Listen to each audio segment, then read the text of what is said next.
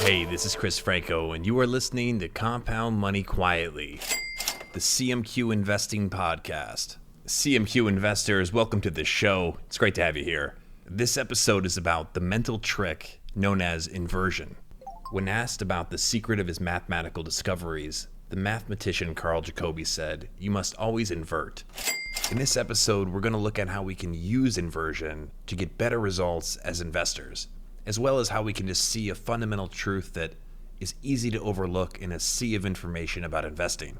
One way to think about inversion is to begin with a goal that you want to accomplish. You want to make a lot of money in the stock market.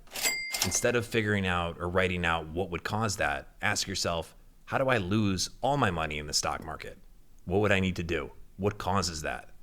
Write those things out and then avoid those things. I have so many quotes from Charlie Munger about this, but this is one of the most, let's say, powerful. Charlie says the following: I was a weather forecaster when I was in the Air Corps, so I figured out the men that I was actually making weather forecasts for, real pilots. I said, how can I kill these pilots? How can I kill these pilots? That's not the question that most people would ask, but I wanted to know what the easiest way to kill them would be so I could avoid it. I thought it through in reverse that way. There are only two ways I'm ever going to kill a pilot. I'm going to get him into icing that his plane can't handle and that will kill him, or I'm going to get him someplace where he's going to run out of gas before he can land.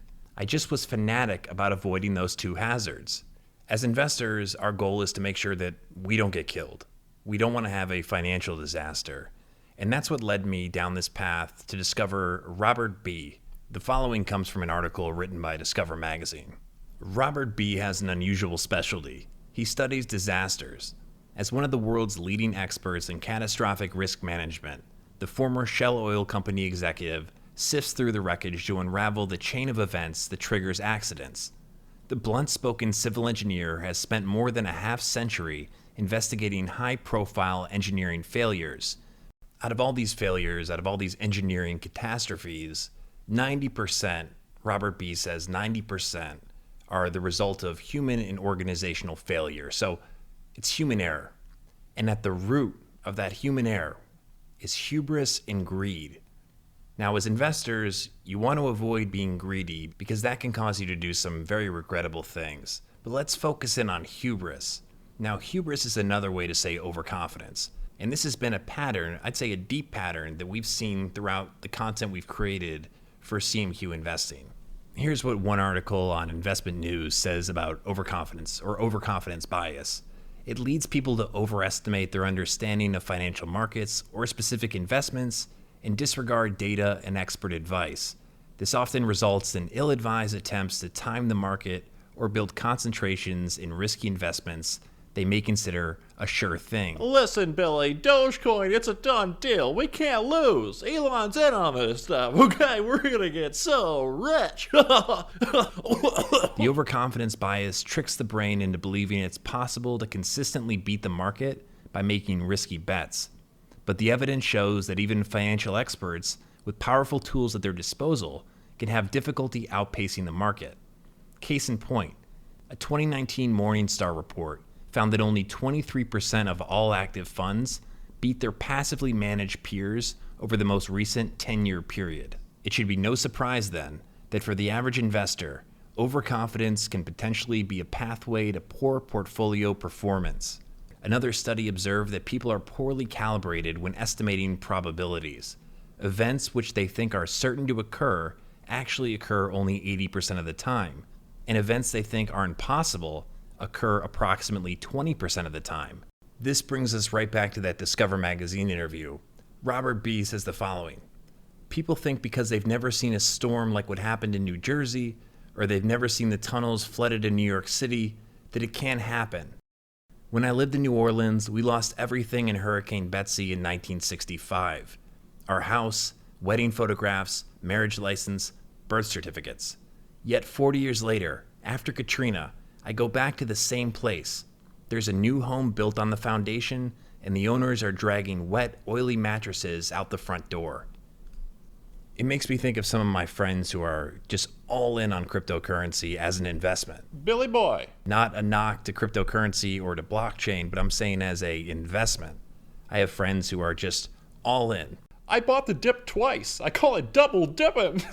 And they don't have an interest in learning or just don't think that they need to learn about past speculative bubbles that have happened dating back to the 1700s. Something we've done on this podcast, as you know, is we've studied other investors' mistakes. For example, episode 10 is called Warren Buffett's Biggest Investing Mistakes and Lessons Learned. Highly recommend you give that a listen if you have not listened to it yet. And just in general, we're practicing this idea of why learn everything the hard way? Can't we learn from investors of the past about what to avoid in our own investing lifetimes? One of my big discoveries has been that the mistakes that investors made in the past are the same mistakes that investors make today. There's not a whole lot of new mistakes that can be made. It's a lot of the same stuff. And a lot of times it's rooted in psychology. And this brings us to one last point I want to make.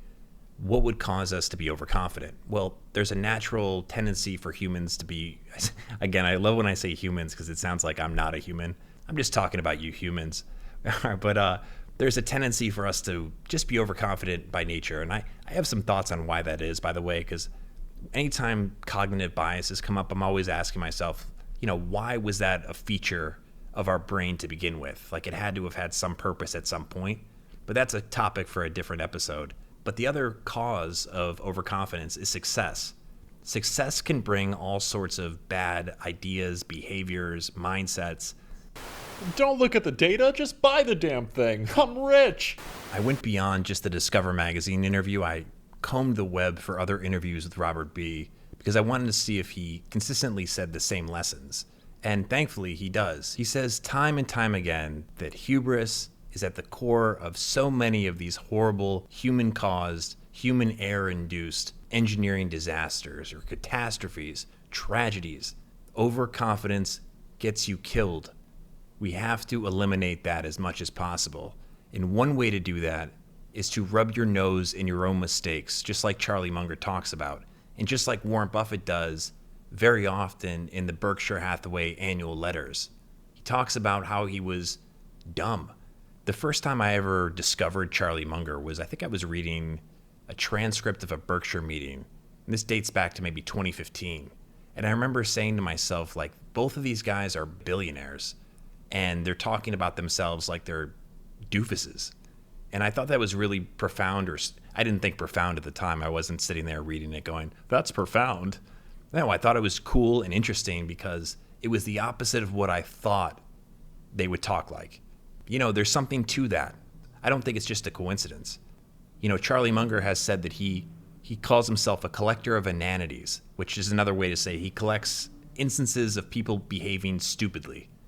The reason he does that is so he can learn from it and then avoid it.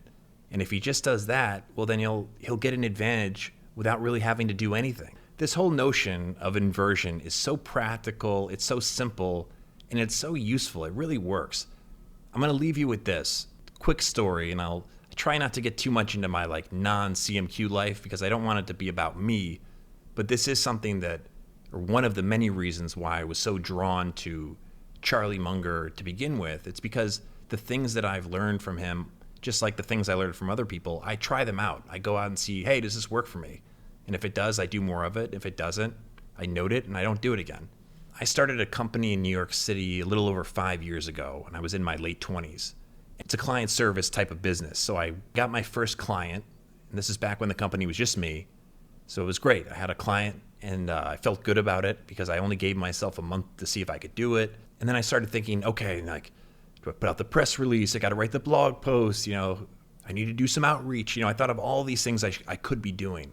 And, I had that noise going off in my brain. There was just a lot of noise. But thankfully, I had this trick. Thankfully, I knew about this. And I said to myself, okay, what do you want, self? And the answer was, well, I want to be able to have a long-lasting business, a business that allows me to do this thing that I love to do and do it profitably for a long period of time. So I thought to myself, okay, cool. What's the opposite of that? What would be the opposite of that result? The first thing that came to mind was, I'd go out of business in a couple months. Okay, how would that happen? What would you have to do to make that happen? The first thing I thought of was I would do terrible work for clients. And then I said, okay, what's the opposite of that? I would do phenomenal work for clients. And that literally became my strategy. I didn't think about anything else other than doing phenomenal work for clients. And not long after that, I read in Poor Charlie's Almanac that Charlie's mantra at his law firm was that the best source of new business is the work on your desk. So it's the same thing. Anyway, very cool stuff. Robert B. is the master of disaster, and we can say now conclusively that overconfidence is a killer. We know overconfidence can cause investors like ourselves to trade more than we should, to do more buying and selling than we should, and we know that leads to, over the long term, poorer performance than those who are less active. The book Seeking Wisdom, by the way, one of my favorite books ever, says that to reduce mistakes, we should study failures with severe consequences, both in business and in life. We should look at their causes over time and see if they are unchanged. Often we learn more from understanding why something doesn't work than from why it does. Studies also show that dramatic error story training is an effective method of learning. Errors are salient and memorable. Studying errors encourage effortful thinking and improves our capacity to deal with change and new or unusual situations. Ask, why did that happen? Why do certain businesses lose money or fail? Why do smart people engage in foolish behavior? Why do certain accidents happen? What was the mistake that caused bad performance? What circumstances were present? What's the lesson? When we know this, we should ask, what people or businesses are doing things that history has proven causes failure? How can we best avoid what we don't want to happen? How can we create the best conditions to avoid mistakes? How can we prevent causes that can't be eliminated? How can we limit the consequences of what we want to avoid? How can we limit the probability of what we want to avoid? Another question is, what is the best thing a human being can do? Well, Charlie Munger would say the best thing a human being can do is help another human being know more. So it's like how I worked that in. So if you learned something from this episode, please share it. It goes a long way. It's the best way for more people to discover Compound Money Quietly and all the investing wisdom that we're trying to help spread. I appreciate you listening as always. If you have a moment, please leave a review on Apple Podcasts. Just one or two sentences or just anything you feel is on your mind that you want to let us know goes a long way. It's another great way to help more people discover Compound Money Quietly. And as I've said before, and I'll say many times again, I really do enjoy reading them. I really appreciate them. And I appreciate all of you for listening and tuning in. My name is Chris Franco. This is Compound Money Quietly, the CMQ Investing podcast. We'll talk soon.